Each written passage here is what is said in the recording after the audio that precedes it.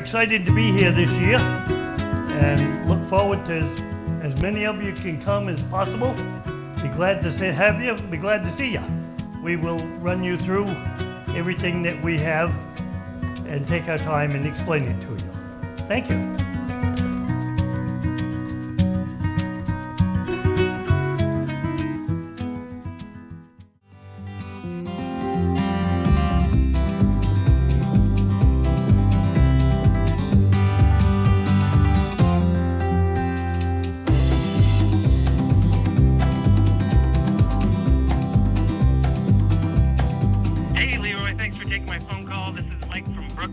My question is, what's the strangest or funniest thing you've ever seen out in the water? Thanks a lot again. Love seeing you on there, and have a good one. Bye. Well, I've seen quite a few funny things. I've seen a lot of big sailboats up on top of ledges because they didn't know which side of the buoy to go on. That struck me quite funny. The thing was about 70 feet long. And the fellow wanted to know if I'd tie a line in his mast and pull him off. And I said, no, I don't think so, because he was high and dry. So Bill and Diesel come out when the tide came up and pulled him off and took him to the yard.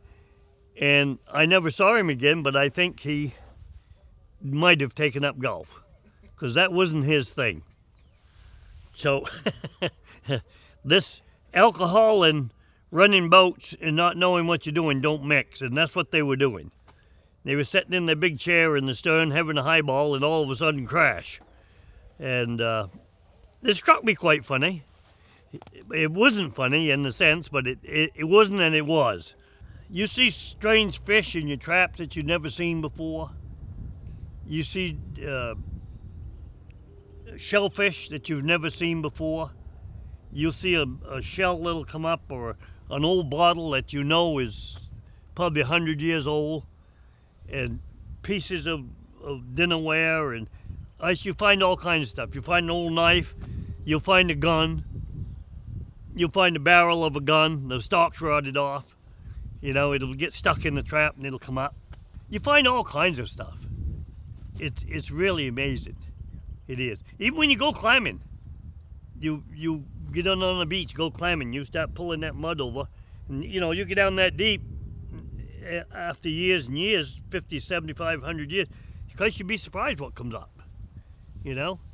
Some people found skulls, human bones, and they find all kinds of stuff. I've seen tornadoes. Out on the water? Yep, not big ones, but you can see them twirling. One here, one there, and you can see the spout going right along the water, picking the water up. And that's been pretty strange, because you most generally never see them this far north, And I watched it for quite a while. It kept going to the southern, and the eastern. Of course, they were off in the distance. It didn't look big, but it probably a lot bigger than it looked, because you could see the water going up. It was sucking the water up. So a lot of times you don't have a camera when you really, really want it. You could click that picture. People sometimes don't believe you, I used to have seen whales and sharks and sunfish, all kinds of stuff like that. All right, here we go. Second question.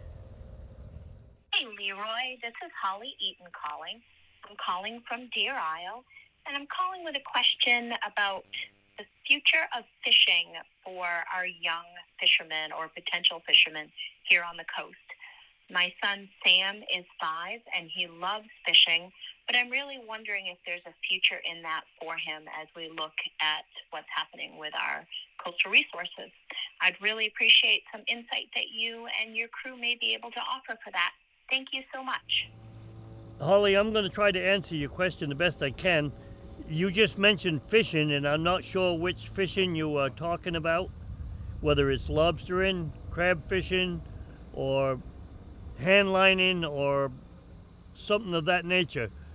But where we are here with the Maine Center for Coastal Fisheries, we are trying to very hard to keep the fishery alive and sustainable for not only your son, but for my grandsons and and future generations.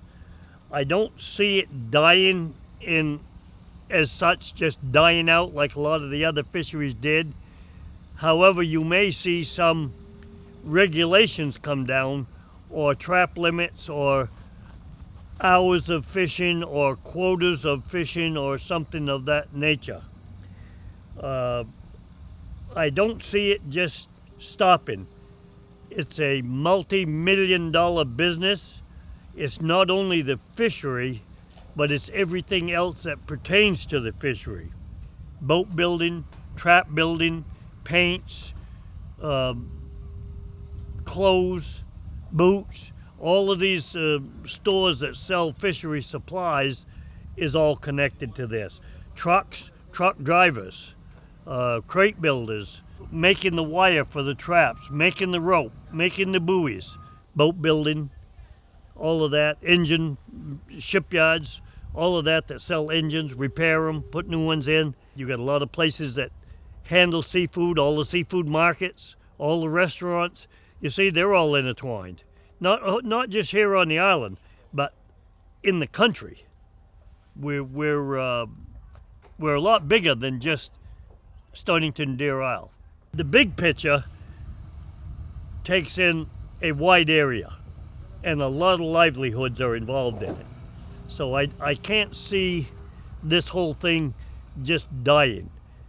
The catch the catch over the years comes and goes. The catch is down this year and last year, but it was still $500 million. So that says something.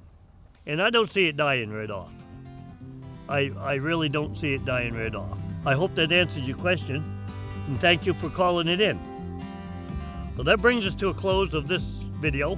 Please call in some more questions. I thank you, Holly, for yours, and for Mike from Brooklyn. We thank you for calling them in. I hope it was a satisfactory answer for you. Anybody else that is watching the videos that wants to ask the question, there's no dumb questions. Don't ever feel it's a dumb question, because it isn't. If you want to call in, 224-58-LEROY.